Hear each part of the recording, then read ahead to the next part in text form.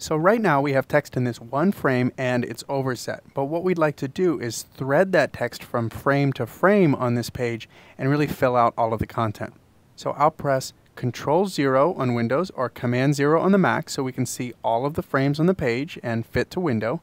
I'll close up this Paragraph Styles panel, and with the selection tool active, I'm going to click on this red plus mark. That will pick up that overset text. You can see that there in my cursor. That chain link icon in my cursor there indicates that I'm hovering over another text frame into which I can thread content.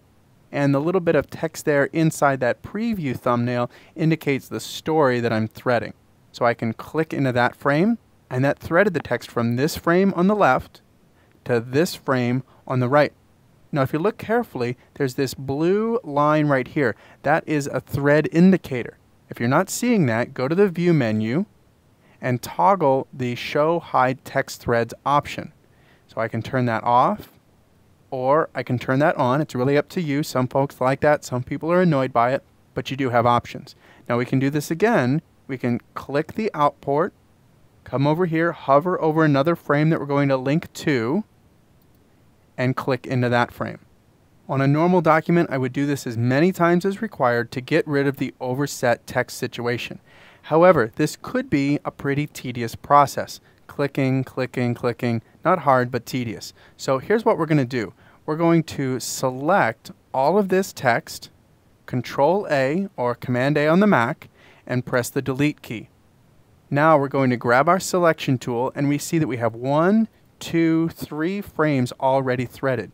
While you can thread text frames after you place the text, it might make more sense to thread the frames before you place the text. For example, if you set up a template for your publication and you have stories that go in the same places every time, it would make sense to pre-thread those frames. So to do that with no text in the story, just click the Out port, come over here and click on the In port, and now you can see that they're all threaded together. So now I'll choose File, Place,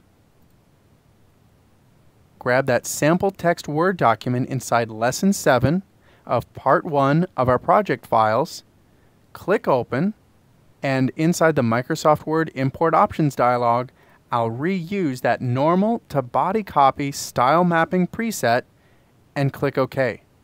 Now to flow this story through all 4 of these text frames that are already threaded, I'll hover my cursor over the first frame. You'll see that my place cursor changes a little bit. For example, if I'm out here on the pasteboard, the cursor kind of has a square edge to it.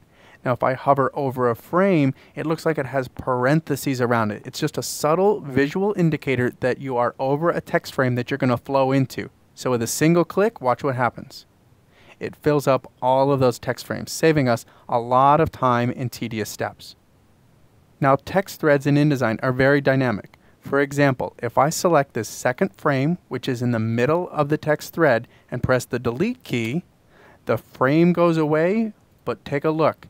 The thread still exists. It's as if I just pulled this middle frame out of the stream and everything else keeps on flowing. Now, I can fix that as well. I can grab the Text tool, create a new text frame right here in this second column, grab my selection tool, and I'm going to re-thread this. Right now, it threads from this frame up here, but I can change that. I'll grab this Out port and say, don't go over here, go here. And you can see everything re-threads automatically for us. It's really nice how the threading works in InDesign, and it's so flexible.